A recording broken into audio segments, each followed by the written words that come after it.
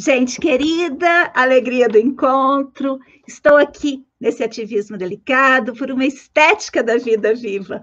Hoje, para o quinto encontro do Artes Manuais e Gênero. Esse grupo de estudos faz parte das ações do ativismo delicado, Artes Manuais e Gênero, tenda filosófica, conversas por uma estética da vida viva. Se você ainda não assistiu à tenda, precisa ir lá. Está aqui, nessa mesma playlist. Vida Beginning, afiação como modo de existir artífice. Esse é uma ação que acontece lá no Hotmart. E o valor do feito à mão, a questão do preço na artesania, que também é um grupo de estudos. Também está aqui nessa mesma playlist. Tudo isso é para dizer, a matéria pesa, é preciso corpo para lidar com o material. A ideia inicial é que desde 2018, que levantou-se o muro, eu venho ampliando meus campos de estudos para incluir nele questões que se tornaram, digamos assim, urgentes. Sempre foram, mas, de repente, a gente viu, se a gente não olha para essas questões de frente, a história nos atropela e nos submete ainda mais. E aí, a minha história com as questões de gênero, elas sempre foram muito laterais. Claro, a gente está nesse lugar de discutir, né, o nosso lugar de mulher no mundo. Porém, academicamente, eu sempre trabalhei com as linhas, com os guarda-chuvas teóricos não identitários. Eu nem gosto mais de usar esse termo, mas as linhas de pesquisa que eu frequento, elas são, digamos assim, pré-identitárias. Como, por exemplo, vamos supor, né? A pessoa está aqui, ó, o nível da pessoa tem vamos traçar uma régua. A identidade são os processos de subjetivação que são visíveis, né? A partir daqui. Aqui, nessa linha oculta, estão as singularidades, né? E eu trabalho com essas singularidades pré-identitárias. Então, elas não são visíveis, por isso que é tão difícil falar sobre elas, né? Porque são forças que habitam antes da gente se tornar isso que a gente é.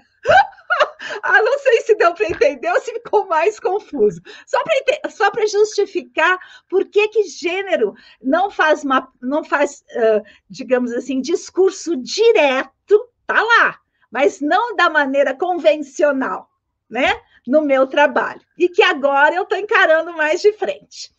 Muito bem. E, claro, um modo de ver. Ver o quê? Ver a casa, as artes manuais, tanto pela academia, né? Lá vem a moça do pano de prato, né? As doutoras que trabalham com artes manuais, que não são expressivas e tal, e não são artísticas, entre aspas, são as moças agora já tem várias. Mas na minha época, eu era a única, né? A moça do pano de prato. E essa moça do pano de prato é vista com preconceito, tanto na academia quanto o próprio pano de prato tem uma carga de preconceito nos feminismos, que agora também está mudando, né, gente? Porque a gente muda muito, a gente muda demais. Olha só, uma necessidade já está acontecendo, que é a atualização dos planos de curso das pós-graduações. Inclusive, uma das nossas queridas aqui nesse projeto faz parte do colegiado da pós-graduação Artes Manuais para Educação, que foi ampliada por todas essas questões do contemporâneo, com autores incríveis, tem uma lista aqui que elas estão trazendo, jovens, né? Trazendo esses autores incríveis aqui para mim. Eu estou olhando, estou vendo, estou pesquisando, estou me atualizando com essas novas, com essas novas epistemologias, não são novas, são as epistemologias, digamos assim, não ocidentais, né? Muito bem. Uma vontade, claro, fazer do conhecimento mais potente dos afetos, sempre.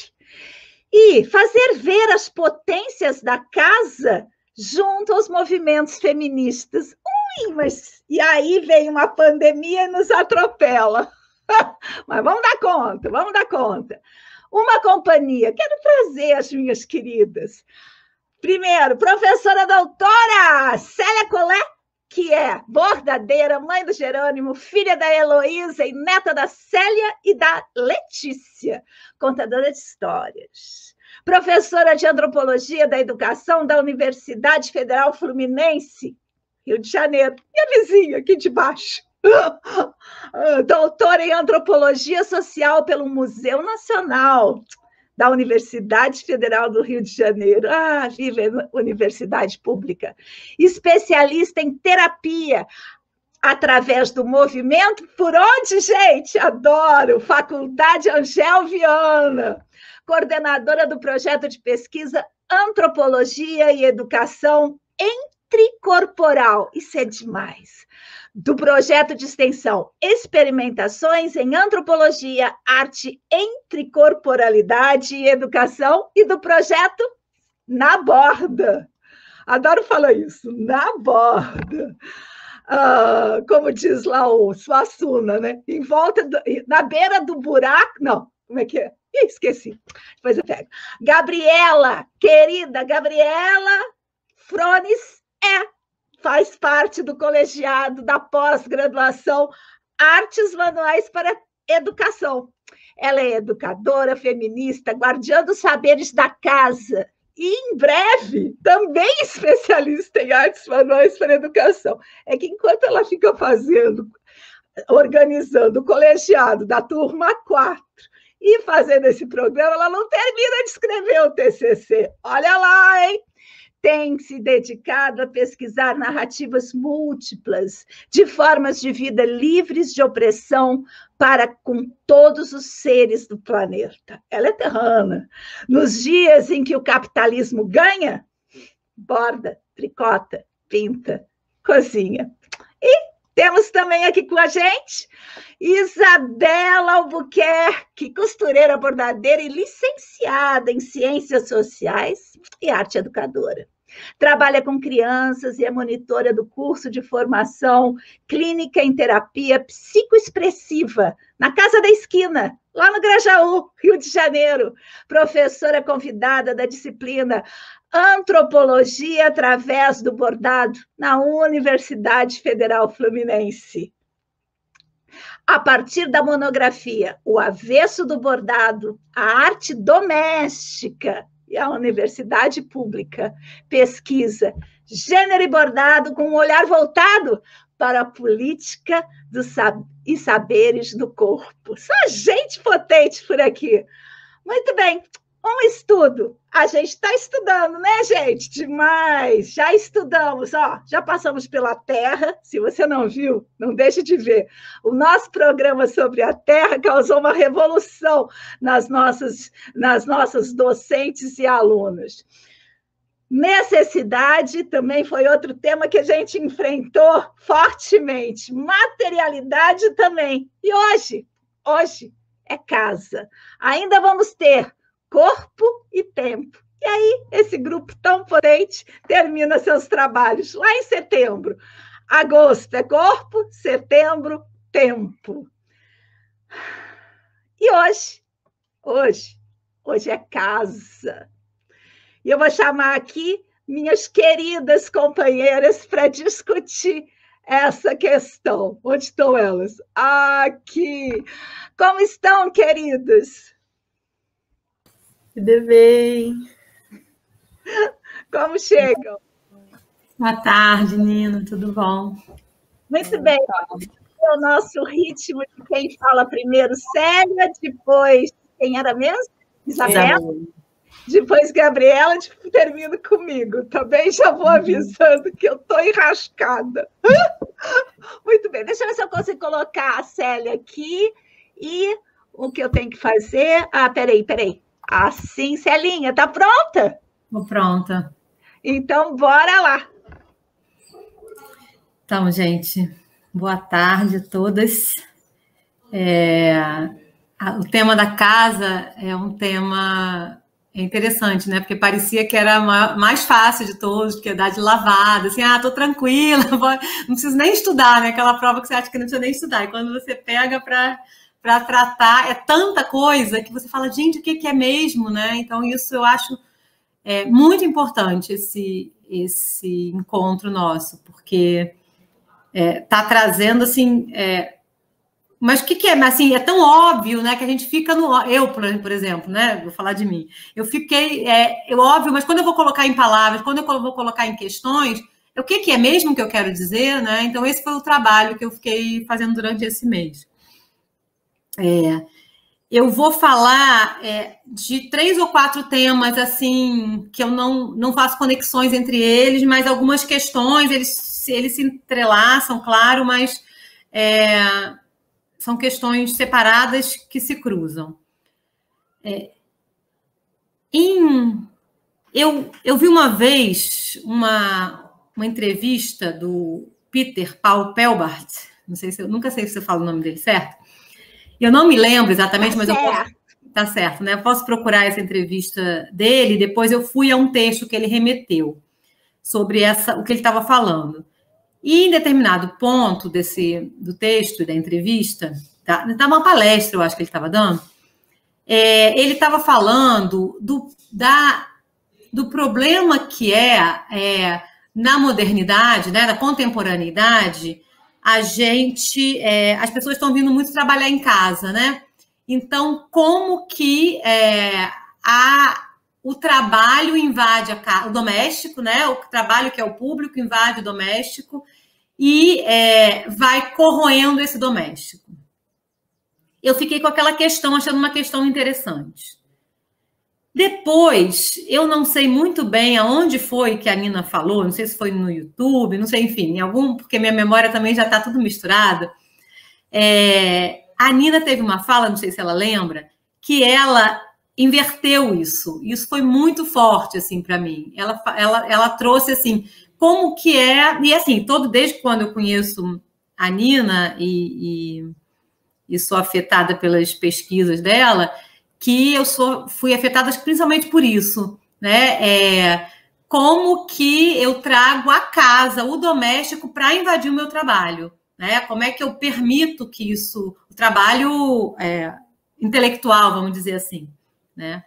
E isso é muito forte, não vou dizer que é fácil, é uma luta dentro de mim, é muito conflituoso, às vezes até doloroso, mas essencial. Isso já tem alguns anos. E agora a gente entrou na pandemia, né? Agora, enfim, né? Já tem 1 ano e tanto. E aí a Nina tem uma outra fala, né? Que eu acho que foi no Congresso, como que agora na pandemia, a gente ficando tão em casa, a gente não sabe mais o que é casa, o que é trabalho, enfim, não vou botar na boca da Nina essas palavras, mas era A gente corre o risco de perder a casa, é isso que eu venho falando. Exatamente. E aí, eu volto para o Peter, né? Porque ele estava falando desse risco, né? Mas, enfim, eu acho que essa tensão que se coloca, né? Talvez a gente lendo da Silvia Federici, né? Coloque essa tensão entre casa e capitalismo.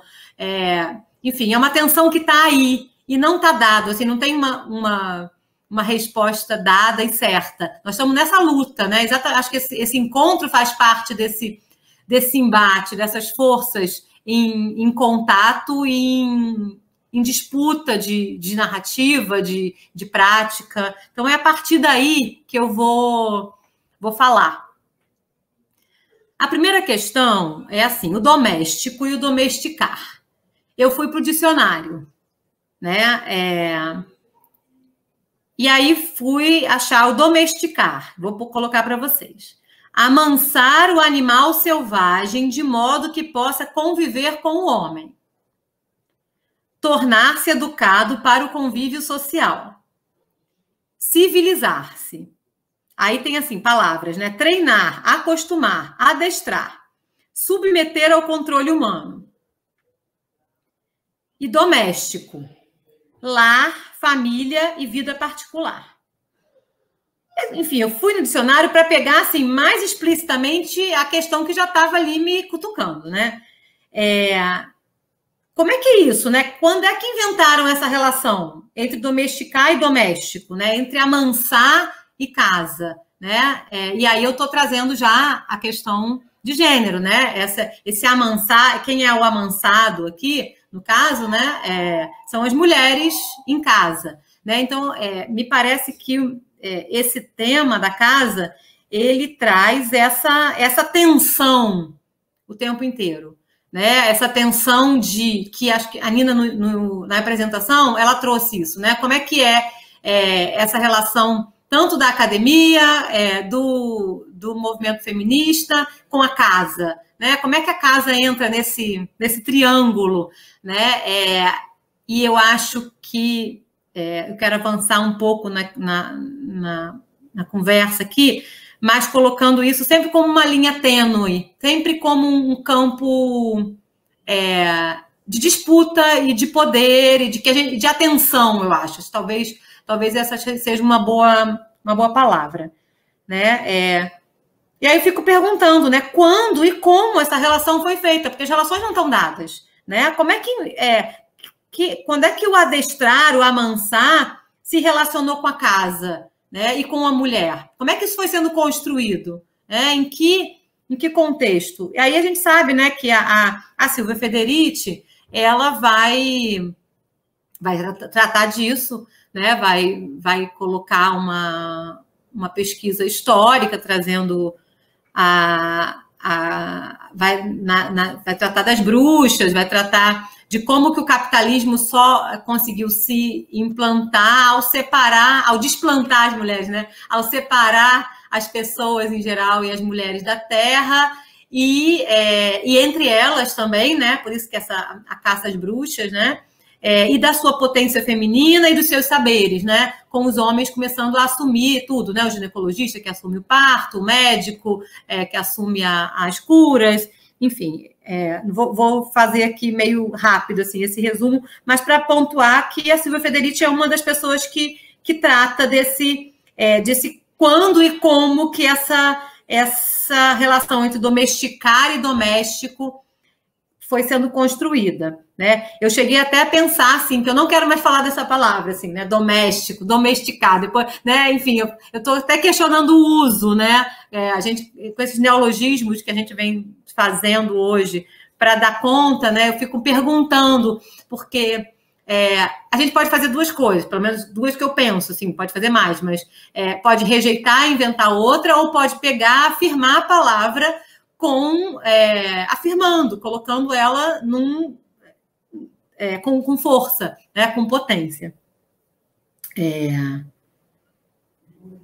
Que é essa ideia, né, do domesticar e do doméstico, que bota a mulher ligada à selvageria e à natureza e à casa, de um lado, né? E o homem ligado à civilização e ao espaço público, de outro lado, né? Essa criação moderna, essa criação ocidental, né? E aí, tanto é que a gente vai falar assim, a mulher pública, né? O que é quando você fala uma mulher pública, a mulher da rua, né? O que é a mulher da rua? Né? É a selvagem, né? É aquela que não está adequada com os padrões sociais. Então, ela está fora da civilização, como diz o dicionário. Aí eu vou perguntar, seria o caso de desdomesticar a casa? No sentido de torná-la mais selvagem? Mas aí a gente tem que ver o que a gente está chamando de domesticar, né? Então tá, isso é um ponto aqui que eu quero tratar. Que aí já entra no próximo, né?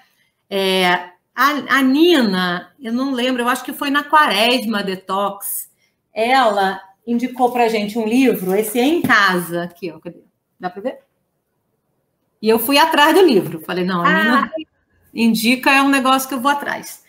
E aí, nesse livro, né, tem uma passagem interessante que ela vai tratar de uma pesquisadora, não me lembro muito bem assim, o nome, nem o nome da pesquisadora, me desculpe, mas o que eu quero trazer para cá desse livro é que é uma discussão entre a prática de limpar a geladeira e de fazer um romance. Eu acho que é isso, porque pela minha tradução do espanhol, né? Ela vai se perguntar isso, como é que é isso, né? Por que de repente, né, limpar a geladeira é um trabalho menor, ou um trabalho que ninguém quer, um trabalho menos filosófico, né? De menos conhecimento, do que fazer um romance. E ela vai chegar e falar, não, tem muita, não sei se ela vai falar filosofia, mas tem muita pesquisa, tem muito conhecimento, isso já sou eu falando, né? No limpar uma geladeira, você tem uma prática ali que é uma prática extremamente sofisticada se você se conectar com essa prática em termos filosóficos e existenciais, enfim. Ela vai dizer, então, que a diferença fundamental, assim, o que eu estou pensando, o que eu vejo, o que eu leio dela, né, é que a geladeira trata-se de um trabalho repetitivo, né, e o romance trata-se de um trabalho de criatividade, um trabalho singular, né. E aí nós temos mais uma questão, que é essa questão, assim, por que o repetitivo é em si ruim? Né? E por que o criativo e o singular é em si bom, né? E a gente entra na questão também que eu estava tratando antes. O repetitivo pode ser extremamente criativo, né? E fazer um romance pode ser extremamente repetitivo. E aí a gente chega isso me faz chegar numa oposição que para mim é fundamental para tratar a questão de gênero em vários níveis hoje em dia, que é a questão do coletivo e do individual, né? O repetitivo muito ligado à ideia do coletivo, né? Então, a mulher que está em casa ligada àquela comunidade da casa, né? Então, a geladeira não é dela, enfim, a geladeira é de todo mundo ali, né? Então, a geladeira e a casa, ela está ali cuidando de um coletivo, né? Ela está num coletivo. E o romancista é um autor, é uma pessoa que vai ter um nome, é um indivíduo, né? É o autor, como diz o Foucault, né? Essa ideia de autoria também é uma ideia muito recente, muito moderna, né? Não existe uma autoria de limpar a geladeira. Estou pegando esse exemplo, mas pode ser qualquer, né? A gente pode falar aqui também do pano de prato, né? Das toalhas de mesa. E me parece, eu ando e eu chego nessa questão do coletivo e do individual, né? Aí eu vou escrever aqui, né? A questão, então, seria mais a individuação da família nuclear moderna que a realização das tarefas. Ou seja, o que eu estou chamando de individuação da família nuclear moderna? A pergunta é assim, será que essas tarefas da casa, essas manualidades da casa foram sendo as palavras que a gente usa, né? Chatas, desvalorizadas, coisas sem sentido, coisas que a gente não quer fazer, né? Desprezadas, enfim. No momento em que elas também foram individualizadas, ou seja, eu lavar, eu cozinhar sozinha, não é uma prática completamente diferente de eu fazer isso com outras mulheres, né? Ou mesmo, hoje em dia, como a gente já está caminhando, né, para um coletivo da casa com homens e mulheres, né? Mas um fazer coletivo, né? E quando isso é individuado, será que o problema não é a atividade, não é o fazer as manualidades da casa, mas é a individuação, né? É a família nuclear, né? A formação desse indivíduo, dessa dona da casa, né? Dessa mulher do lar, né? Individuada, que está ali sozinha, né? Sozinha, sem as cantigas. Aí a gente pode imaginar, né? Sem as cantigas de trabalho, sem as histórias que são contadas quando as coisas estão fazendo, sem as brincadeiras, sem os outros corpos, sem o choro no ombro, né? Da coletividade, enfim. Então, eu coloco essa questão que me parece ser uma questão importante. Eu estou colocando questões, né? Não tenho nem assim muitos autores que eu fui atrás de respostas, porque isso é um campo que está para ser explorado. Porque o modelo do indivíduo moderno é o homem, né? O homem, esse gênero masculino, ele é, por excelência, o modelo tipo ideal, o modelo ideal do indivíduo moderno. Então, a mulher nunca vai ser o homem. Assim, então, a mulher que vai ser o homem é a mulher que não vai limpar a geladeira, enfim, né? Mas o problema não é o que a gente faz, o problema é esse modelo eurocêntrico, androcêntrico, publicocêntrico, né? Autorcêntrico, né? Essa coisa de não poder não poder passar por ciclos, né? Como a lua, como o ano, né? Essa coisa circular e repetitiva, né? Então, eu estou querendo muitas das questões que são colocadas como questões de gênero, né? E que são colocadas na questão da mulher e na prática da mulher dessas manualidades. Se a gente for olhar em volta, talvez as questões sejam como que isso foi sendo costurado, como que essa mulher foi sendo costurada ou descosturada, né, de outras mulheres e foi sendo comparada com esse modelo ideal, que é o modelo do público, do autor, do indivíduo e do homem. E aí, a mulher seria um homem imperfeito, né? Ao lhe separarem do coletivo, né? Que é toda essa história, né? Da mulher que não tem o falo, enfim. Quem veio antes, será, né? Essa ideia de que a mulher é incompleta, né? Que não tem o falo, ou esse modelo de que o ser total e perfeito é o homem, né? E aí,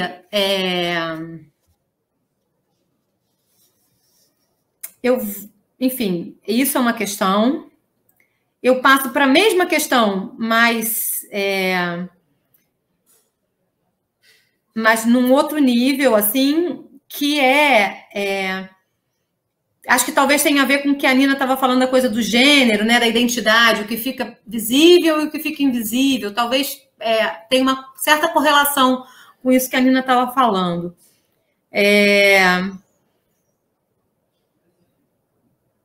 Passa uma linha tênue, né, entre...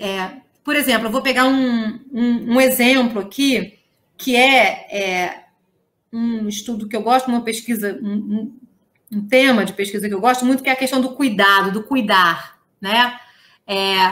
Por isso que eu acho que essa fala é uma fala que tem muito a ver com a atenção, né? Então, por exemplo, o cuidar a gente está numa linha, a gente está cuidando, né? Então, a gente está cuidando da casa, né? Está cuidando da vida, está cuidando dos filhos, né? Agora, tem uma linha muito tênue entre o cuidar e o cuidar, no sentido de que o cuidar, ele pode ser potencializador, mas por um triz ele já vira opressão. Né? E não só com cuidar, né?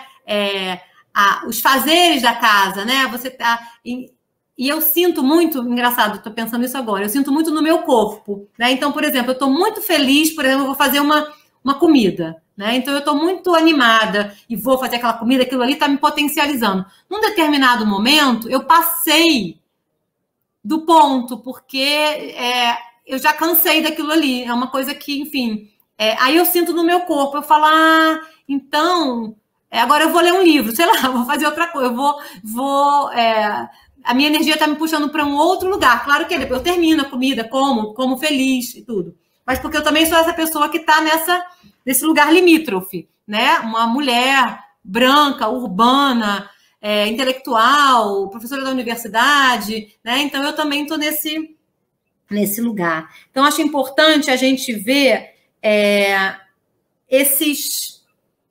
a casa, ela está sendo cruzada por muitas linhas tênues como essa, né? Que num determinado momento você está se potencializando e de repente aquilo já vira alguma coisa que você está se despotencializando, né? Como é que o meu corpo funciona? Eu vejo muito essa medida no termômetro mesmo corporal, né?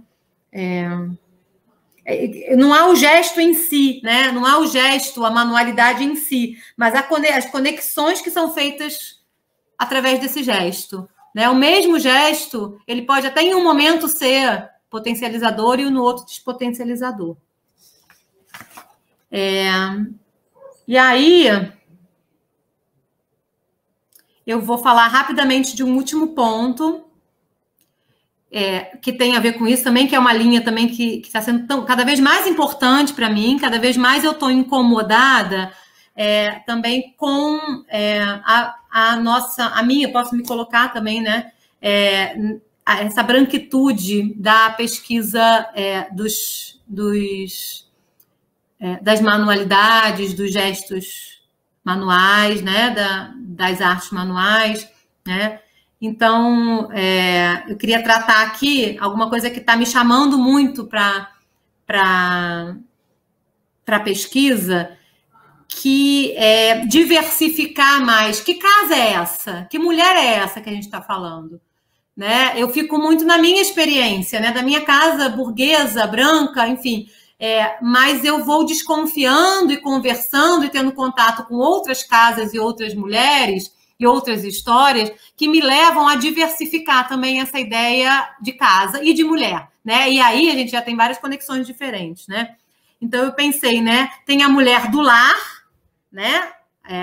E a mulher doméstica, né? A mulher do lar, né?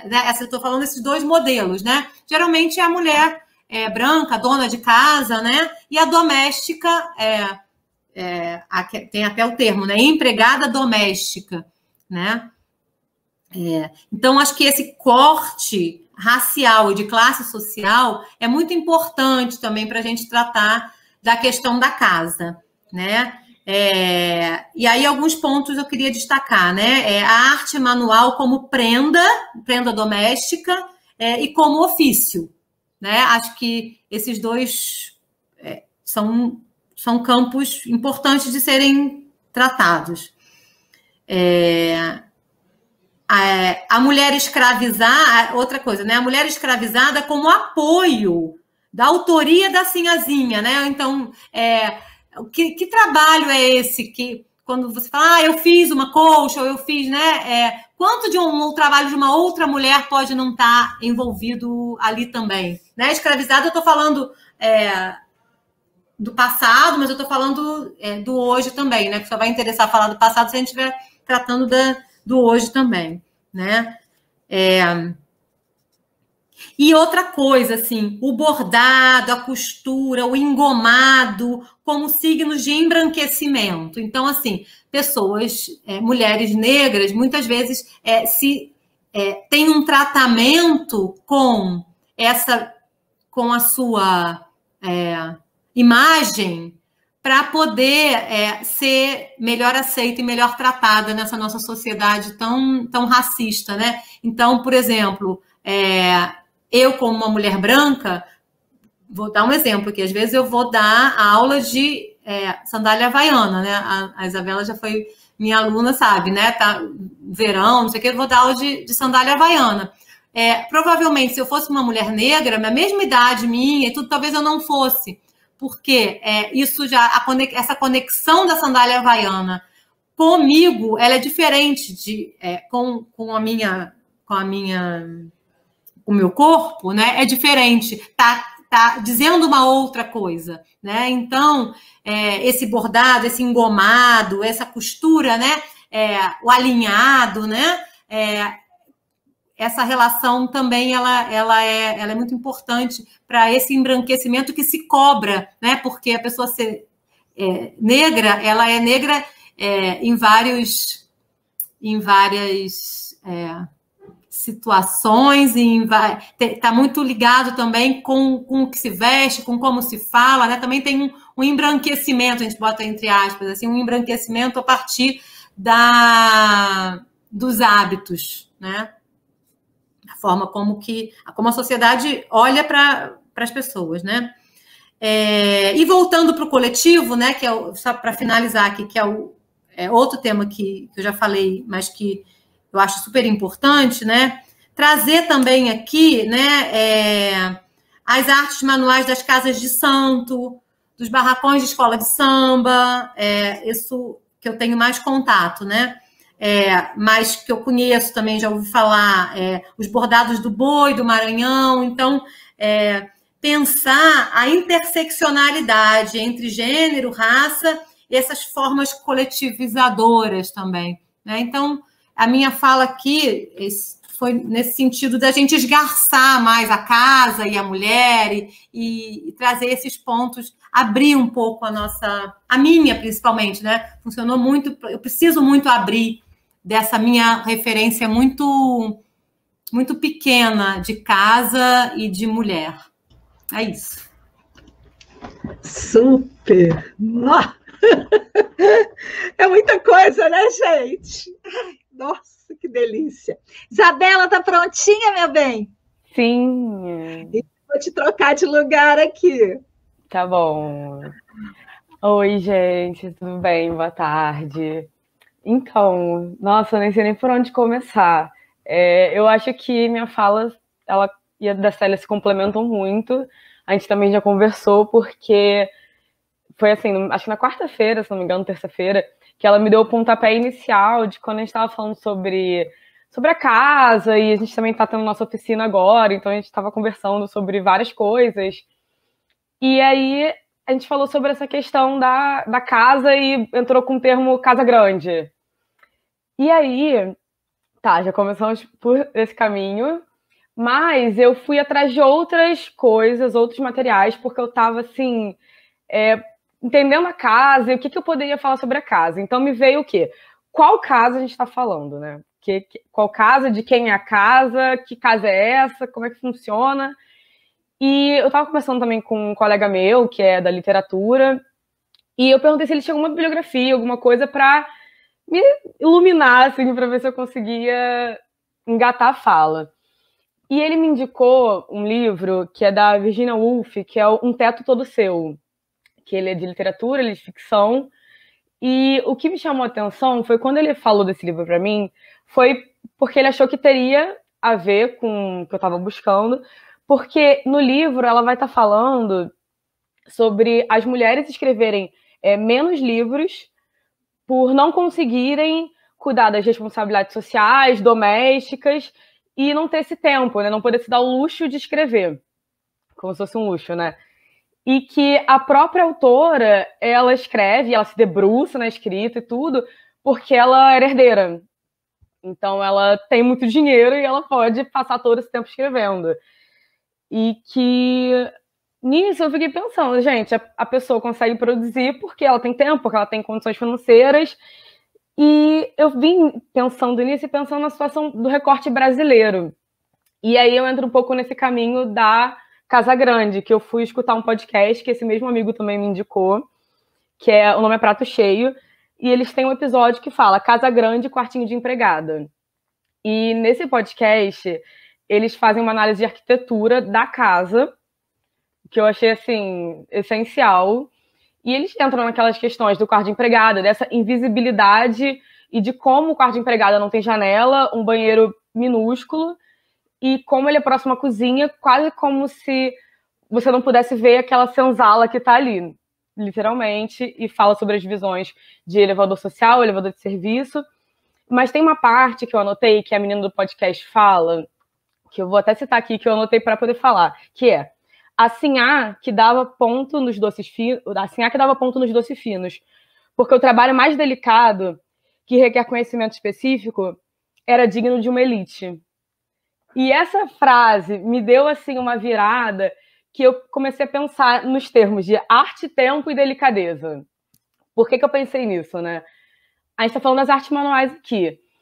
E quando traz essa questão dessa assim, que vai ficar, vai dar ponto nos doces finos, que no final a gente vai ver também, que vai fazer um ponto cruz muito delicado, que vai ser essa mulher do lar, que a Célia também falou, que vai fazer parte disso tudo, também é uma mulher que tem um tempo. E aí eu já não vou adiantar também, porque a gente vai falar de tempo em breve, né?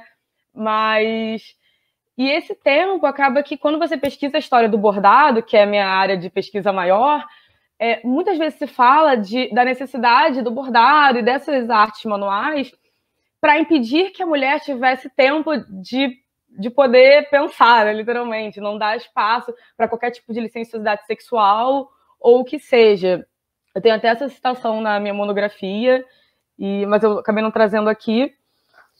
E aí eu fiquei pensando muito sobre isso, sobre esse tempo, essa casa e essas mulheres que estão nesse lugar de sinhá, que estão nesse lugar de que tem outras mulheres dando esse suporte para elas fazerem essas artes manuais de uma forma mais refinada, de uma forma que vai ser mais vista como arte. Óbvio que ainda tem um outro ponto que, sendo mulheres, já não tem visibilidade. Então, assim, mulheres dentro de casa fazendo artes manuais estão invisibilizadas. E por trás delas tem outras mulheres mais invisibilizadas ainda, que, assim, também praticam artes manuais. E como a Célia mesmo comentou agora sobre os barracões e vários lugares que vão ter, principalmente mulheres, produzindo coisas materiais de artes manuais, né, que não são vistas, não são faladas. E, assim, isso diz muito também sobre quando eu fui procurar porque quando eu fui atrás de procurar artes manuais, mulheres negras, artes manuais, branquitude, arte branquitude, tudo isso, eles falam de algumas artistas contemporâneas, fala da Rosana Paulino, que trabalha o bordado também dentro da arte, mas em nenhum momento traz a história desse bordado, desse crochê, dessa costura e das mulheres negras dentro disso. Tipo, onde elas estão? Será que muitas delas não fazem como eu faço? Na verdade, não fazem, né? Como eu faço, porque tem uma questão de tempo, porque tem a questão de qual lugar elas foram colocadas e ainda estão sendo. E eu fui até procurar também sobre essa origem do bordado, e que tem algumas pesquisas que falam que mais ou menos o bordado chegou no Brasil no século XIX por italianos, ou seja, ainda é uma prática que é eurocentrada. Então, assim, eu fiquei pensando muito sobre isso. Eu acho que é uma fala meio rápida mesmo, porque eu, assim, estou trazendo mais questões e acho que pedindo por uma contribuição e trazendo também esse questionamento, porque é uma coisa que eu estou pensando em vir a me aprofundar mais essa pesquisa, porque é muito importante a gente pensar nessa diferenciação do lar e do doméstico. Quem é essa pessoa que trabalha como doméstica, que faz esses trabalhos domésticos, o bruto? Porque, no final, quando a gente também faz essa relação dessa casa grande, desse quartinho de empregada, casa grande senzala, também tem esse lugar dessas mulheres negras que são colocadas num trabalho de cuidado e num trabalho de cuidado bruto, no trabalho que não é o trabalho delicado, porque a sinhá vai fazer o delicado, o sutil, e que vai ter essa visibilidade. Ela que vai fazer um enxoval, porque ela tem que ser vista como essa mulher prendada do lar. Mas, no final, ela está sendo apoiada por uma outra mulher que está sendo mais visibilizada que ela, porque está em outro lugar completamente diferente. Então, acho que é por isso que eu vou parar aqui, trazendo esses questionamentos. Muito bem. Ela falou assim, ela fala curta. É uma facada curta. A faquinha é curtinha, né? Lindo. Muito bem. Gabriela, tá pronta, meu bem? Então, vou colocar você aqui, porque, nossa, muita coisa, gente. Ai, boa tarde. Nossa, é muito legal ouvir, assim, o quanto a gente percorreu lugares tão próximos, assim, tudo que a Célia trouxe, eu tava, nossa, eu cheguei tão pertinho dali e falei, não, acho que não vou dar conta, deixa eu ir por aqui. Aí a Célia foi e destrinchou tudo. As coisas que a Isabela trouxe também, eu cheguei muito perto de tudo isso. Bom, deixa eu contar para vocês. Acho que a primeira coisa que eu quero trazer é esse livro, chama A Mística Feminina, da Betty Friedan. Esse livro, ele é um livro com um recorte muito específico. Então, quem se interessar em ler, é importante... A própria autora é uma pesquisa, né? E a própria autora faz esse recorte bem especificamente, assim, mas é importante a gente colocar esse livro no lugar onde ele pertence, assim. Então, ele é um livro que foi publicado em 1963, nos Estados Unidos, por uma mulher branca, e vai falar de mulheres estadunidenses, brancas, heterossexuais, de classe média, intelectuais, né? Então, esse é o recorte desse livro. Mas ela vai trazer toda essa pesquisa, ela desenvolve para descrever um problema que ela chama de problema sem nome. E o que era isso? Era um problema que afetavam essas mulheres. E qual é o contexto, né? Essas mulheres dos anos 50, nos Estados Unidos, que, por conta da guerra nos Estados Unidos, no período da guerra, elas precisaram ir para a força de trabalho para ocupar o lugar desses homens que estavam na guerra, e quando a guerra acaba, elas são forçadas a voltar para casa e serem domésticas, esposa e dona de casa. E o que acontece? Nos Estados Unidos, nessa época, tem uma propaganda muito grande do que os Estados Unidos saem da guerra todo vitorioso, e tem toda uma propaganda de como o estilo norte-americano de vida é o estilo perfeito. Então, que todas as mulheres têm que se sentir extremamente realizadas por terem uma casa no subúrbio, por terem um marido, por terem filhos, por poder cuidar deles. E a vida é essa, e elas têm que ser felizes. E aí, esse problema sem nome é justamente isso que afligia essas mulheres, que olhavam para a vida delas e falavam: eu tenho tudo que eu preciso para ser feliz, então por que eu estou ansiosa, depressiva, né, sem nem saber esses nomes do que eram essas coisas que elas estavam sentindo. Até no próprio livro a autora fala assim, durante esse período, as mulheres americanas tinham mais dificuldade para falar sobre isso do que para falar sobre sexo, que até pouco tempo era um tabu tão grande. Então, eu quero trazer uma pesquisa que tem dentro desse livro, que foi feita bem nesse período, que fala assim: em uma fazenda familiar típica dos Estados Unidos, o trabalho doméstico levava cerca de 60 horas por semana. Numa cidade com menos de 100 mil habitantes, o trabalho doméstico levava 78 horas por semana. Em uma cidade com mais de 100 mil habitantes, levava 80 horas por semana. Então, por que essa discrepância, assim, né? O que eles estão olhando? Num lugar, por exemplo, uma casa pequena, um apartamento urbano, com mulheres que têm uma família que tem um poder aquisitivo, ou seja, estão comprando todos os eletrodomésticos que nessa época, né, eclodiram para salvar as nossas vidas. Então, teoricamente, seria um trabalho menor, uma casa mais fácil de limpar, com todos os equipamentos que você precisa, não tem todo o trabalho de uma fazenda, e ainda assim as mulheres fazem o trabalho doméstico 20 horas a mais por semana. E até uma outra pesquisa que eles fizeram em mulheres morando no mesmo subúrbio, assim, mas mulheres que trabalhavam fora de casa e mulheres que não trabalhavam tinham a mesma carga horária de trabalho, trabalhavam a mesma coisa. Então, a gente fica pensando assim, né, o que era esse trabalho, então, que toma todo esse tempo, que preenche todo esse tempo? E, na verdade, ele é um trabalho que é para isso, é para preencher o tempo, né, para você não ter um tempo livre, né? Então, ele é um trabalho pelo trabalho, né? Então, ele é um trabalho opressor, né? E passa a ser uma forma de controle dessas mulheres, para que elas não se questionem, não parem para pensar por que é que elas estão infelizes, né? E aí, até aqui eu fiz essa conexão com o que a Isabela trouxe do bordado, né?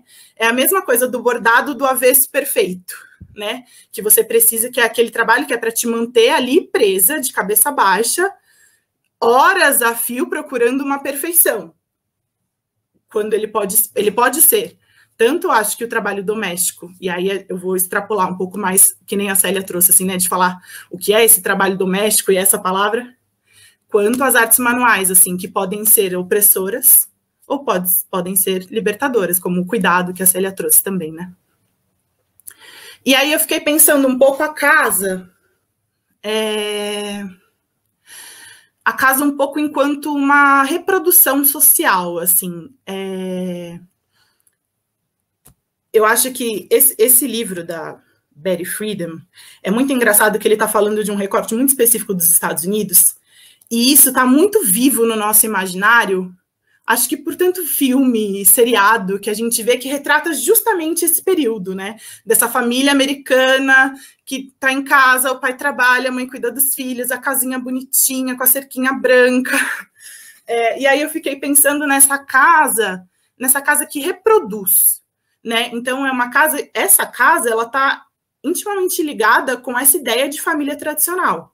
Né? Então, ela é uma casa que reproduz uma hierarquia patriarcal, que reproduz os papéis de gêneros, é uma casa que tem um chefe, é uma casa que vem já cheia de regras, né? Então, desde a questão estética, que é também o que a Isabela trouxe da questão das casas que a gente tem, que tem esse formato da cozinha, aí atrás é a lavanderia, do lado é o quartinho da empregada, né? Essa casa que já vem junto com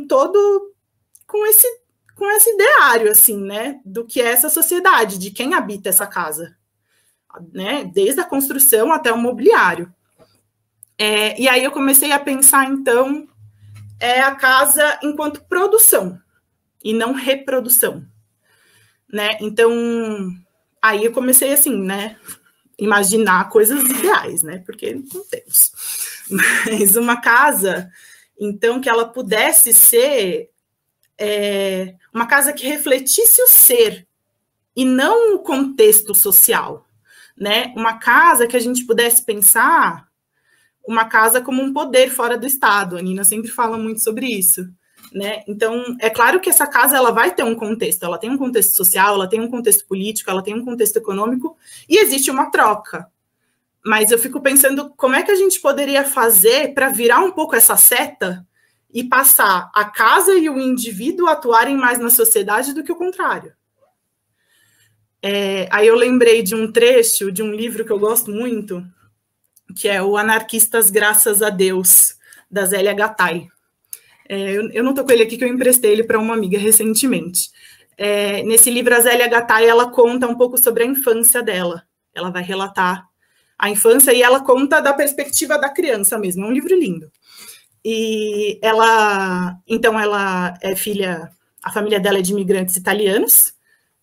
Na verdade, o pai dela é um operário italiano anarquista que ele imigra para o Brasil junto com outros operários italianos anarquistas, e eles vêm para o Brasil fundar a colônia Cecília, que é uma colônia que existiu muito brevemente no Brasil, uma colônia anarquista. Acho que o tempo da história dela teve, assim, 4 anos. É bem breve, mas essas pessoas, né, ficam aqui no Brasil, e aí ela está contando a história de um episódio que ela está em casa. Deixa eu beber uma água.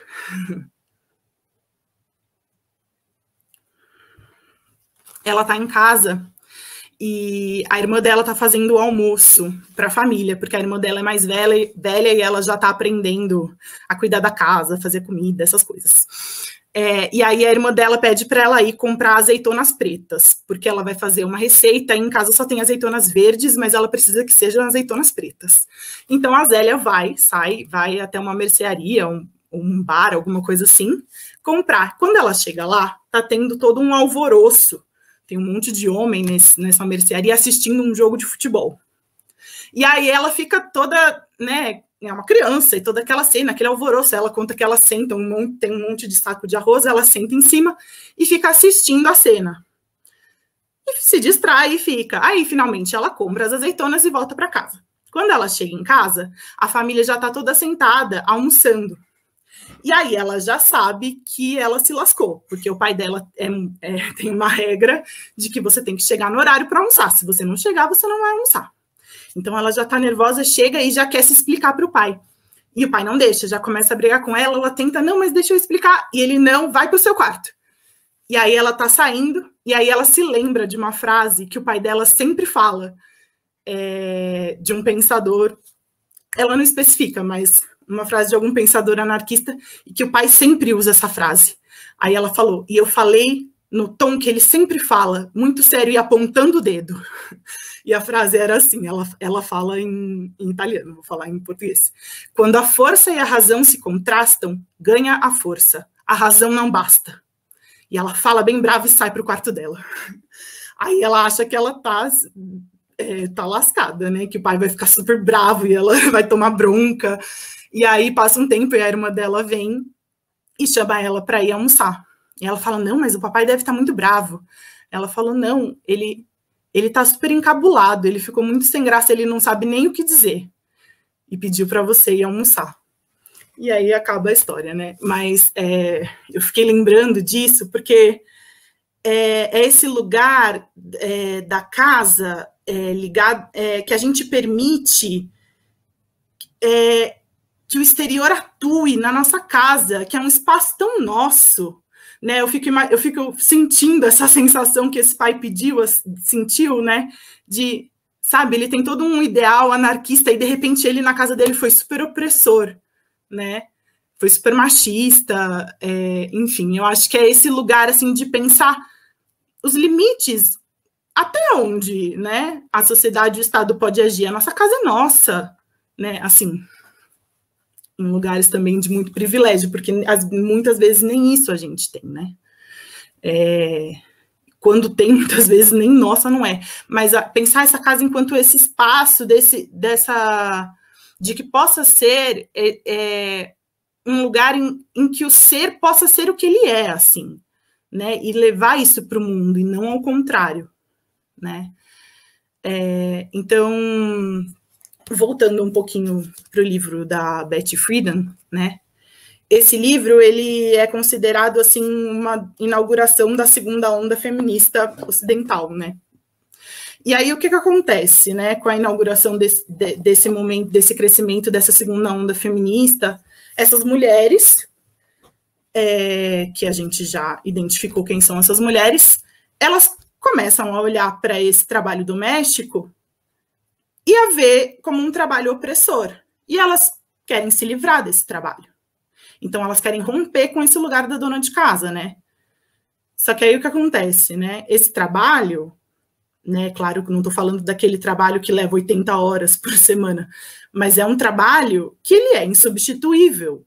Ele é um trabalho que ele é o trabalho de regeneração da vida, né? A gente não vive sem o trabalho que é feito dentro da casa, que é o trabalho da comida, o trabalho do cuidado, da educação, do se vestir, enfim, de tudo que é da vida, né?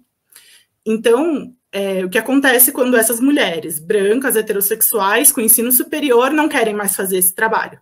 Elas passam para outras mulheres sem ensino superior, mulheres não brancas, de classes baixas, né? Então,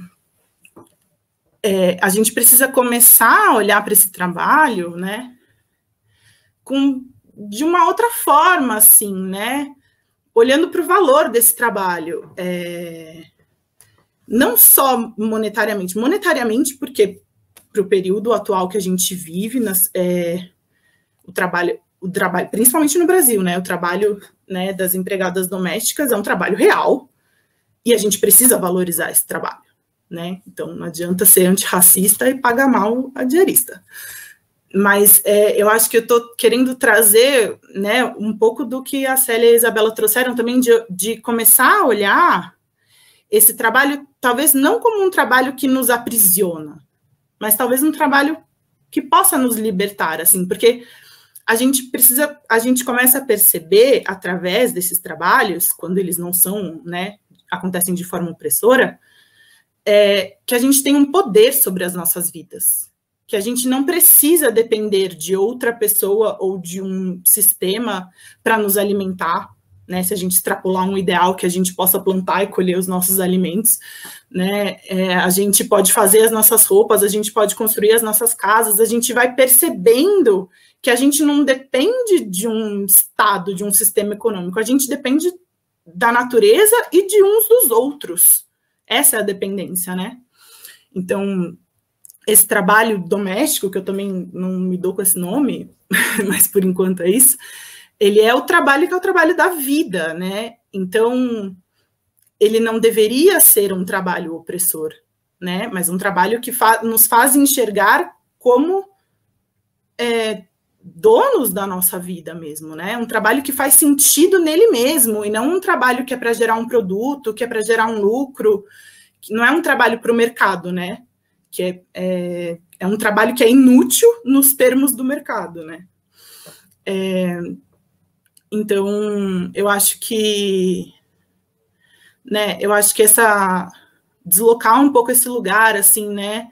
Eu me sinto um disco riscado falando do capitalismo, mas o capitalismo tenta fazer a gente acreditar, né? Que as nossas necessidades elas podem e devem ser sanadas pelo mercado, assim, né? Então, tipo, eu, por exemplo, como mulher branca burguesa, morando num centro urbano como São Paulo, eu não preciso cozinhar para comer, eu não preciso plantar, eu não preciso costurar minhas roupas, eu não preciso cuidar da natureza, de um rio para ter água disponível, para ter energia elétrica.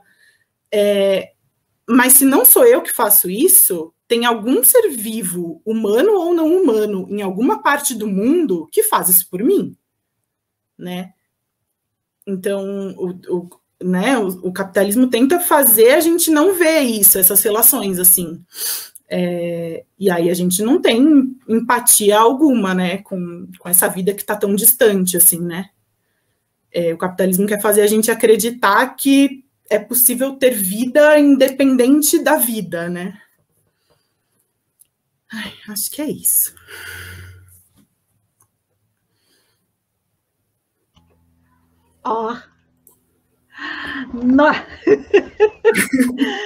Vou falar, hein, gente? Nossa, muito bem. Vou até tirar minhas coisas daqui, chegar mais perto.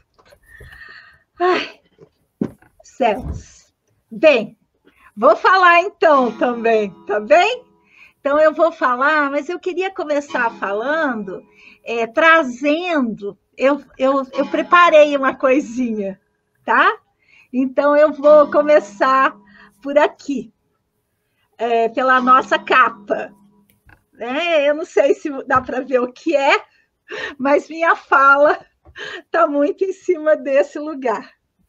E aí eu queria, não vou falar ainda não, mas depois vocês vão entender onde é que eu estou. Primeiro, eu queria falar que lógico, né? Eu vou falar da casa, eu fiquei pensando muito tempo, porque é meu tema, né, de trabalho. Fiquei pensando muito tempo.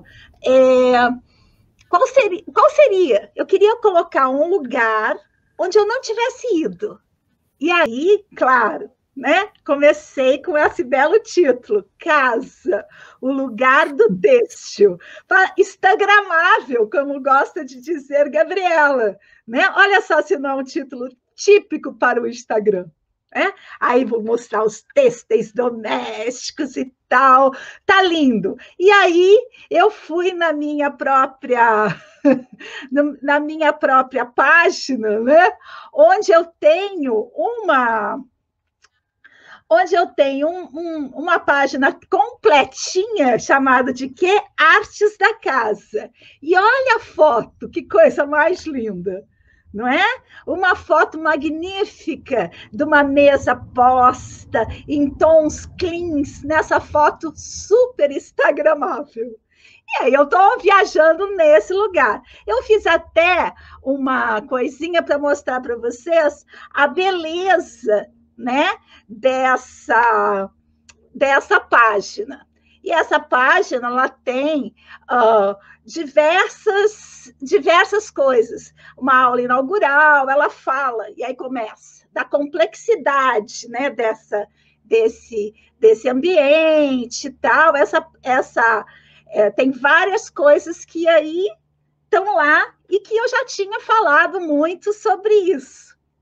E aí eu fui olhando, tem as nossas referências, né? Tem até as referências que a gente já trouxe aqui bastante, tem várias entrevistas, tem vários assuntos, tem muitas citações, tem textos, é uma página completa sobre a casa, a questão da casa, né? Tem umas derivas grandes, aí vários vídeos, é uma recolha, digamos assim, importante sobre as artes da casa. E aí eu fui. Então, fui caminhando e parei nesse lugar da complexidade, né? É um assunto complexo, como a gente acabou de ver aqui. E eu fiquei pensando muito. Meu filho diz assim, skin, né? Ele diz que eu vou para o vestibular, vou trocar de skin. Tirou a roupa de casa e pôs uma roupa de rua. Então, eu fiquei pensando nessa foto. Essa é a nossa foto de capa, né? Que é uma foto conhecida, bastante conhecida. E eu fiquei pensando muito sobre isso. Tudo que vocês trouxeram na voz de vocês. E eu queria deixar marcado que a gente não conversa antes. A gente conversa aqui. E aí eu quis tensionar esse lugar dessa foto. Nós 4, estamos nos prédios, tem que deixar isso claro.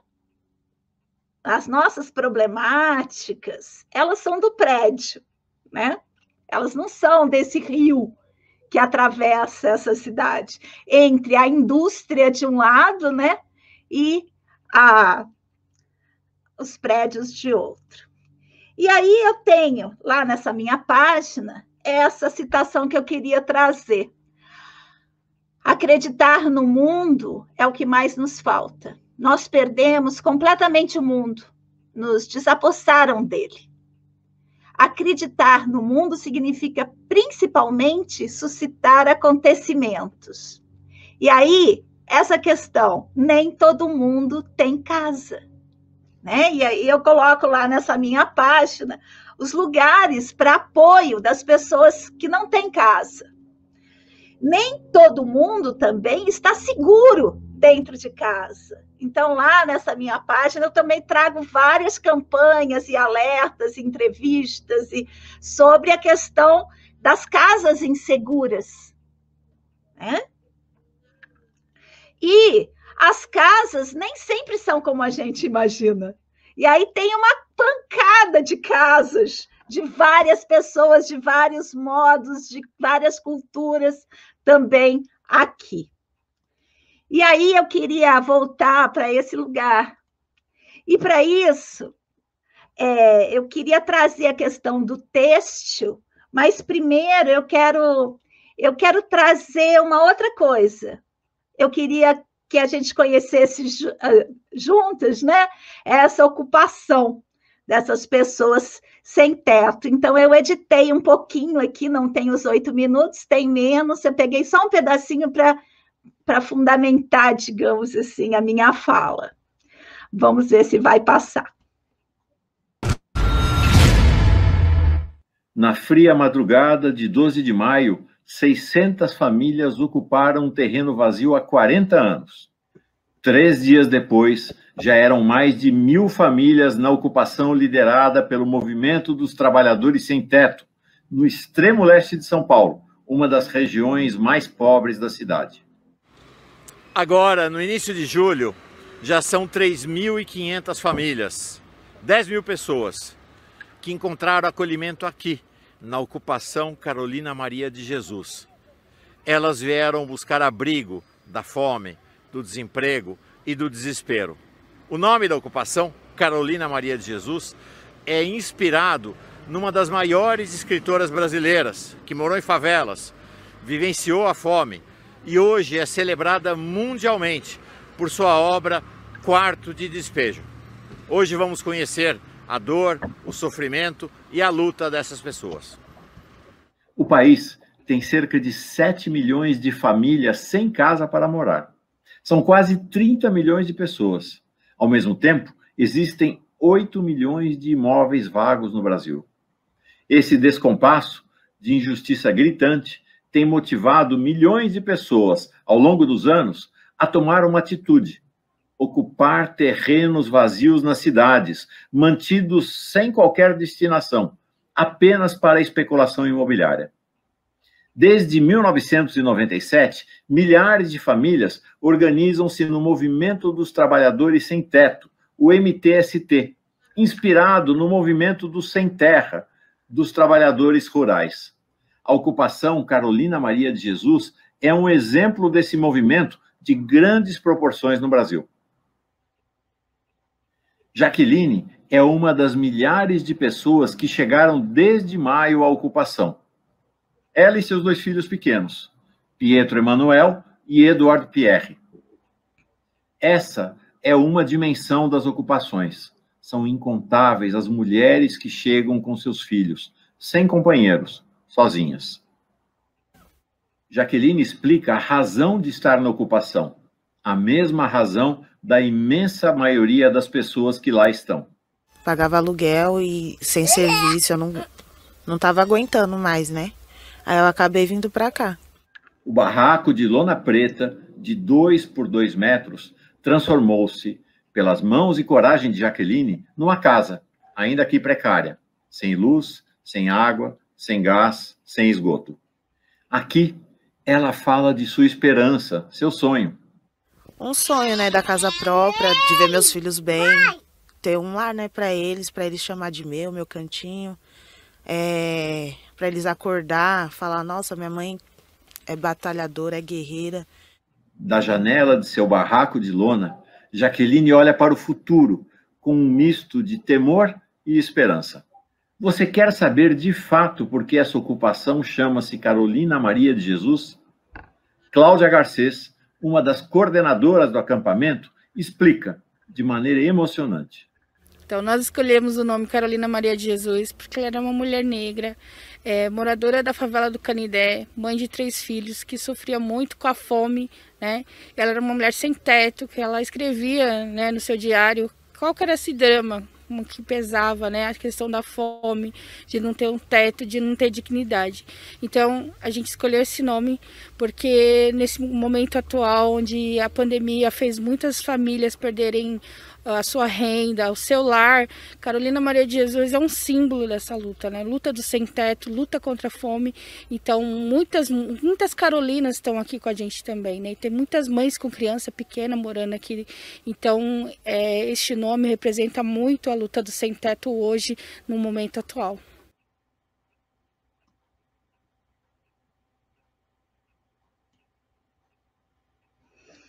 Bem, quero continuar, então, que eu estou tentando tecer, né? Primeiro que eu preciso habitar o lugar onde eu não frequento com tanta facilidade, né? Porque tanto a Gabriela quanto a Célia, que já foram minhas alunas, que já estiveram comigo em outros projetos, né? Elas me citam. E eu estou querendo um outro tipo de citação também, claro, né? Eu estou querendo mexer comigo mesmo, me deslocar desse meu lugar. Mas vamos em frente. Então, queria trazer, né, a Carolina Maria de Jesus, até enquanto a Isabela falou, eu fui lá buscar uma outra citação que tem muito a ver com a fala da Isabela, que ela diz assim: a coisa que tem o pavor, né? A Isabela estava falando do tensionamento. Foi a Isabela? Bem, acho que foi. Foi a Isabela que falou do quartinho de empregada, né? Casa Grande. Então, olha lá. Diz ela, na página 130, tá, gente? Do quarto de despejo. A coisa que eu tenho pavor é de entrar no quartinho onde durmo, porque é muito apertado. Para eu varrer o quarto, preciso desarmar a cama. Eu varro o quartinho de 15 em 15 dias. Estamos falando de mulheres, né? Estamos falando desse lugar. Vou trazer aqui outro livro dela. Eu tenho esse também. Meu sonho é escrever, e esse outro está no Kindle. Olha só. Casa de Alvenaria, diário de uma ex-favelada. Eu quero trazer a casa para esse lugar também. Um pouco próximo, mas nem tanto, mas talvez próximo também do lugar que a Gabriela colocou, né? Então, eu queria trazer essa citação da Casa de Alvenaria, diário de uma ex-favelada, porque eu estou tentando tensionar, né, esse lugar da casa, o lugar do têxtil, mas estou tentando tensionar por um ângulo, né, que ainda não frequentei diretamente. Os meus filhos estavam habituados na lama, diz a Carolina Maria de Jesus. Viviam no lixo. Desconheciam os confortos dos ricos. Para eles, o lado de cá é sensacionalismo. As casas de alvenarias, para os favelados, são palácios das histórias encantadas. Todos os favelados ambicionam uma casa de alvenaria, porque ninguém nasce sem ideal. O ideal é a roupa da alma. Né? Então, tá nesse lugar. Até na hora de falar do ideal, ela coloca um têxtil, né? Essa roupa da alma. Então, eu queria trazer, finalmente, então, casa, o lugar do têxtil. Vou passar por esse lugar de abrigo, né? E eu trouxe essa foto, que faz parte daquele vídeo que a gente viu juntos. O que tem aqui? Queria parar um pouco aí, né? O que tem aí? Aí tem duas crianças, um bichinho. E os têxteis? E os têxteis? E eu estou trazendo esses têxteis aqui, até o nosso fundo é um têxtil, né? Porque, primeiro, que a gente está em artes manuais. Mas, segundo, porque a gente já passou pela terra, não é? A gente já passou pela necessidade, a gente já passou pela materialidade, e a gente chegou à casa. E a casa não pode ser produzida fora dessas outras três instâncias que a gente colocou aqui. O têxtil, né? Ele é a roupa da alma, digamos assim. Ele é um lugar que não está desvinculado da necessidade da terra, da necessidade da casa, da necessidade de ter um teto, da necessidade de abrigo. Isso é o mínimo. Quando a gente vai lá para a outra ponta da Sinhá, fazendo bordados perfeitos, a gente, como mulheres desse apartamento, né?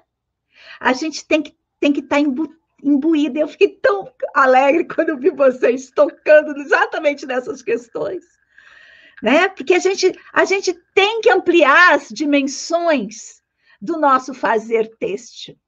Não há mais como. A gente tem pressa, né? A gente tem pressa.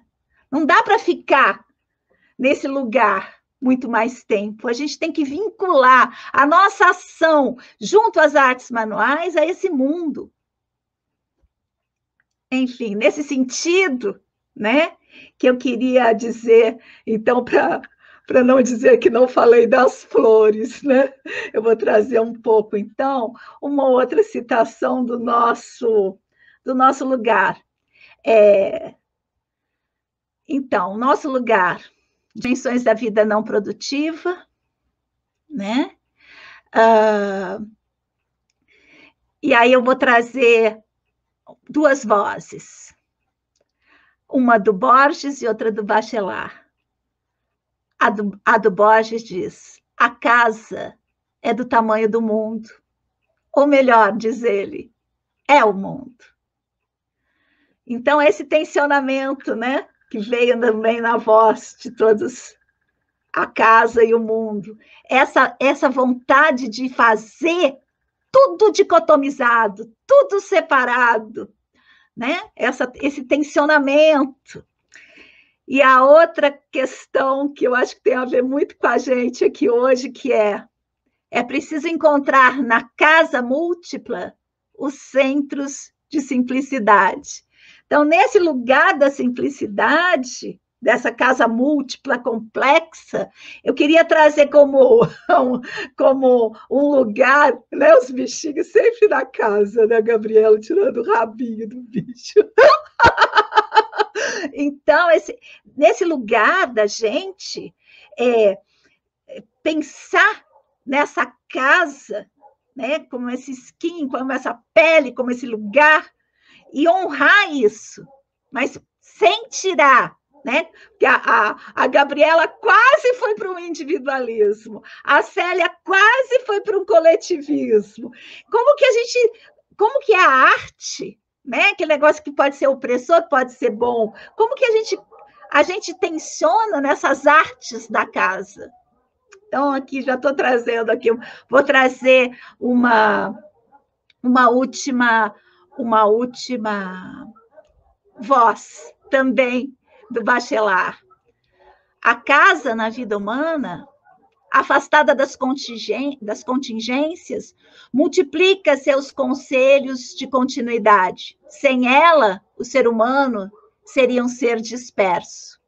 A casa mantém o ser humano através das tempestades do céu e das tempestades da vida. Ela é corpo e alma, é o primeiro mundo do ser. Antes de ser atirado no mundo, o ser humano é colocado no berço da casa. E, por fim, para encerrar a minha parte, bem, vamos embora, porque esperar não é saber. Quem sabe, faz a hora, não espera acontecer. Muito bem, acabei. Dei uma viajada, mas fui por aí. Está aberta a palavra.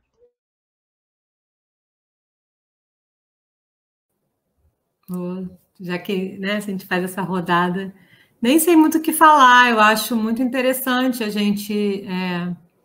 geralmente eu falo assim, a gente fala de cada uma, né? Acho que aqui tem um todo, né? Acho que a Nina resumiu bem, mesmo sem saber o que a gente estava falando, que a gente ia falar, né? Resumiu bem com essa coisa dessa necessidade, né? Do que não dá muito para esperar, né? A gente está num momento de urgência, e é interessante porque a urgência ela pode ser algo como que desperta a ansiedade, mas a urgência pode ser a coisa que te traz mais aterramento também, porque ela é prática, você precisa de práticas. Né? Então, esse é o sentimento que é o que me vem assim quando eu ouço vocês, essa ideia de um aterramento no sentido corporal e isso, né, da ligação com a terra, com o mundo, com o que está com essa casa que ela é a terra ao mesmo tempo e ela é o corpo, né? Então é a casa que ela é isso que a Nina estava falando, ela é o coletivo, é todo mundo, mas também sou só eu, né? Então e eu acho muito importante, acho que é um momento importante assim desse nosso encontro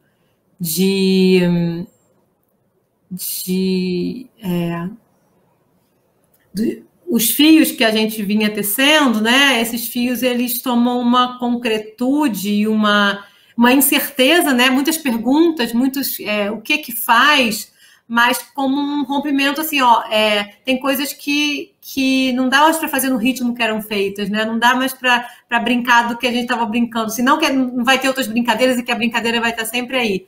Mas é um momento, acho que, como a gente não combinou, todo mundo está sentindo, cada um no seu lugar, na sua casa, né? Essa necessidade dessa virada, né? Pelo menos por mim, assim. São inegociáveis. E até são certezas. São certezas. Às vezes, a Nina, você colocou aí uma certeza. Aí vem uma vozinha na minha cabeça e fala assim: gente, a Nina está falando de certeza. Aí eu falo: não, isso é uma certeza. Porque, né? Porque a certeza é uma palavra que é forte para a gente usar, né?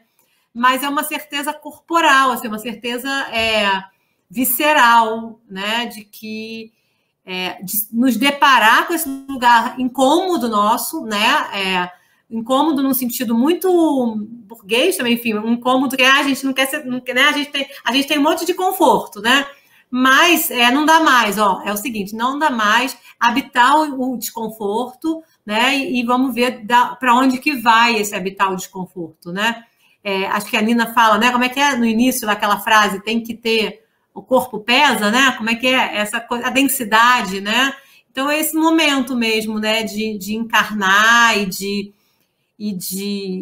conectar com a Terra, com o diferente, com o que está acontecendo. E daí o fio e o tecer, ele passa a ser alguma coisa muito maior e muito menor, né? Enfim, passa a ser um tecer, sempre foi, né? Mas fica muito claro, tem que ficar mais claro, que é esse tecer interno, né? E esse tecer externo político, que a gente chama de político, é uma urgência. E aí eu acho aqui que a gente abre, eu acho esse encontro um marco importante, assim, para o nosso, enfim, né? Para mim, me parece, assim como eu sinto, né? De mudar o leme, assim, e algumas coisas que estavam vindo, e a gente, não, é isso, ó, é isso aqui, é um outro, é o mesmo, né? Continua com a delicadeza, né? Com todas as coisas, nada some, mas o que vai ser agenciado é em outro campo, né? Enfim, um pouco assim, falei meio no susto das impressões. Depois eu posso pensar mais, mas por enquanto o que me vem é isso. E outra coisa que eu queria falar também aqui, que não é o tema, mas como que é interessante, como a gente está sendo corajosa de gravar, a gente vai gravar, vai para o YouTube, quer dizer, a gente está num registro e a gente está se expondo a não saber, né? A estar num lugar desconfortável. Eu estava pensando hoje isso mais cedo. É difícil isso, não é fácil, porque uma coisa é você ser experienciar sem gravar, né? Agora, quando a coisa vai ficar ali, né? Tem a ver, acho que não falei que não tinha a ver, mas acho que tem a ver, sim. É um momento também de a gente falar, é isso, eu estou habitando o lugar da experiência, do erro, do processo, do rever onde é que eu estou, né? E isso está no YouTube. E a gente está no lugar do não sabido.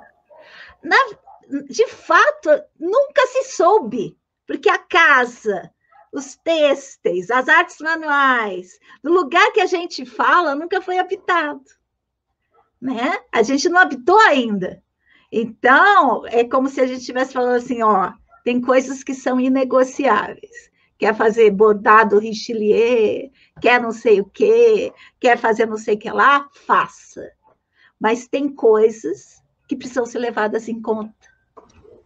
Tem questões, cada fio que você adquire no armarinho ou que você pega na árvore e transforma, isso é uma questão política inegociável. Né? Eu acho que é isso, é marcar um território. E está sendo cada vez mais forte isso para mim. Desculpe pegar a voz de novo, mas é que, sabe, está cada vez mais forte. Cada vez mais eu estou interessada nesses valores acoplados àquilo que eu faço. E não alienar-me disso para ficar nos pontinhos, nas coisinhas, só unicamente, como se a Terra não existisse. como se o outro não existisse, como se não houvesse necessidade, sabe? Porque eu sou herdeira, então eu vou me interessar por essas coisas, vou poder escrever. Não! Eu posso escrever e eu devo, qualquer um, não é? Mesmo sem ser herdeira. Bem, desculpa, eu não quero ficar nervosinha hoje, não. Ai, Nina, eu acho que, assim, sua fala foi muito importante nisso, esse final agora que você falou. E, assim, na verdade, eu concordo muito com a Célia, porque eu vim escutando vocês e sabe aquela coisa de pensando o quanto está sendo necessário mesmo a gente estar falando de tudo isso, tá relatando vários incômodos e coisas que, assim, que a gente está tentando construir além do... estamos aqui falando de arte do pontinho, vamos expandir essa pesquisa, vamos procurar, vamos olhar para vários lugares e, assim, eu acho maravilhoso isso, eu acho muito potente, eu acho que tudo isso tem um valor político mesmo, porque além do que a Célia falou, da gente estar se expondo a não saber também, a gente está se expondo a cavar lugares que são lugares difíceis. Não é fácil chegar e falar, vamos encarar várias coisas, várias questões sociais, dentro de um meio têxtil que já não é muito explorado. Então, assim, é uma grande coragem em muitas dimensões, né, da coragem. Então, eu estou feliz de estar aqui, né, nesse momento, estar aqui também relatando meus incômodos, estar aqui do jeito que dá.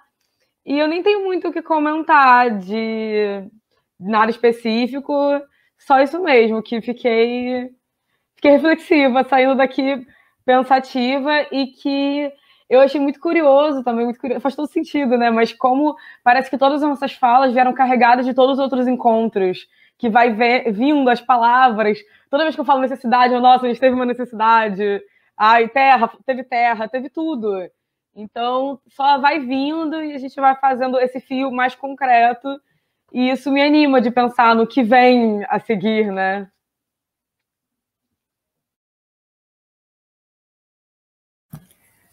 Ai, eu também estou um pouco sem saber o que falar, assim, né? Mas eu acho muito importante esse trabalho que a gente está fazendo, porque as artes manuais, elas caem muito facilmente nesse lugar apenas o indivíduo ali sozinho na sua casa produzindo algo que parece que está completamente separado do mundo, né? E a gente está pensando nessa dimensão política desse fazer que constrói o mundo mesmo, né? Não sei mais o que dizer. Eu acho que a gente está fazendo um exercício muito importante, sabe? De macro e de micro, né? Por quê? Porque a gente foi, nesse encontro de hoje, a gente foi até o avesso do bordado, até a questão que move a questão da perfeição, né? A gente foi até a terra e a falta dela, o que ocasiona. Porque enquanto eu te preparava, me estrangulava para pensar nessas coisas todas, eu pensei que tudo começa, até a Célia foi lá nesse lugar. Essa origem, ela até chamou de origem, é o cerceamento. Quando o ser humano foi expoliado da sua terra, deu a possibilidade de construir esse mundo que nós temos hoje. E que nós não aguentamos mais. E nem a gente não quer isso. Pode olhar para qualquer lado, a gente não quer mais isso. A gente quer o bordado? Quer. A gente quer a tecelagem? Quer. A gente quer fazer as coisas lindas, até mesmo para quem gosta de perfeição, perfeitas? Quer. Só que a gente não quer mais nas condições que elas foram feitas até então. A gente quer a casa? Quer. A gente quer a potência do cuidado, do conforto? Quer. Mas a gente não quer só para nós. Né? Isso não é um privilégio. Isso é um direito. Isso é um direito. Os têxteis não são uma coisa supérflua. Eles são a nossa própria pele, do corpo e da casa. A casa é um têxtil. Eu ia trazer, mas eu não trouxe, está ali nas imagens do site, né? Um morador de rua embrulhado no seu cobertor. Se a gente não pegar um tecido nosso, qualquer, por mais bordadinho que seja, e pensar nisso tudo, desde a terra, a gente vai continuar sendo as branquelas intelectuais, continuar alimentando essa máquina capitalística, como diz a Gabriela, e a gente não quer mais isso. Tem gente que quer? Tem, tudo bem. Mas eu acho que a gente quer construir um outro mundo possível. E a gente está num lugarzinho micro. Mas se a gente começa a tensionar esse lugarzinho micro, que é nossas artes manuais, que é um lugar onde a gente passa por elas, se a gente começa a tensionar, a vibrar aqui, nessa rede que interessada por isso, a gente também colabora para a construção desse outro mundo possível. Porque não é à toa que a linguagem é permeada com as metáforas, não é? Do têxtil. Porque o têxtil construiu civilização. E aí a gente tem que tensionar esse lugar que a gente habita. Bem, não sei, eu acho isso. Eu tô nesse lugar, assim, querendo construir também umas utopias, sabe? Querendo ir para esse lugar das utopias que a Gabriela chegou ali e falou. Estou querendo também. Mas estou querendo me aproximar mais de uma heterotopia. Porque eu tenho pressa, eu quero ver essas coisas, sabe? Não tenho tempo a perder, sabe? Então, é isso. Bem, pronto? Mais alguma fala? Não? Então tá, queridos, fiquem aí, vou soltar a nossa vinhetinha de fim, tá bom? Deixa eu ver se eu acho ela por aqui, que ela já se perdeu. E sigamos. O nosso próximo encontro é corpo. Ele já esteve muito presente desde o começo, mas vamos desnudá-lo.